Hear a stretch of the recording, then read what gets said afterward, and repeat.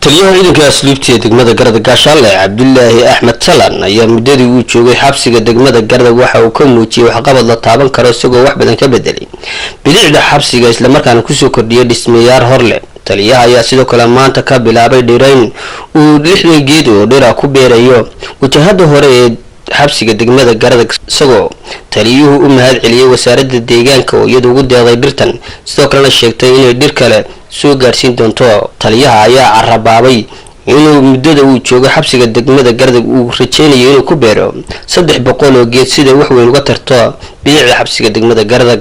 taliyaha ciidanka asluubta iyo ciidanka asluubta degmada Gardag ayaa iyagu ku caanbaxay kuwa iska wax u qabsa isla markaana wax badan ka bedelay xabsiga degmada Gardag. waa kan taliyaha oo ka hadlay arrinka.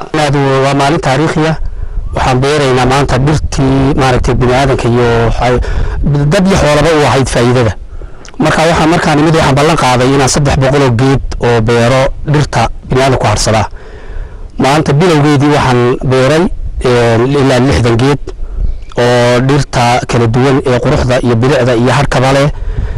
waxaan mahad celinayaa agaasimaha waaxda dhirta ee Hargeysa ee wasaaradda deegaanka ayaan u tagay. waxaan ka codsaday inaan 300 oo geed oo Gardag xabsiga hortiisa barxadda ka beero inuu siiyo. wuxuu yiri 50 geed baan ku siin karaa laakiin marka roobku doo hadii Ilaahay dhaada ayaa lagu keeni doonaa 250 ku haray. 50 kii baan ka soo qaaday 10 meelaha kaga soo daray.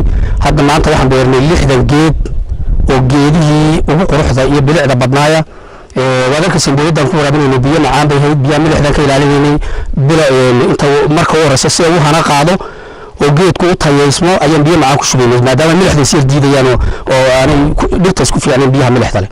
sidaas darteed waxaan ku sii dadaali doonaa inaan dhirtaasi beerno 300 iyo ka badan beerno dhulka intaan halkan joogo deegaan bilic iyo qurux iyo xaq bale ayaan insha Allah kaga tagi doonaa.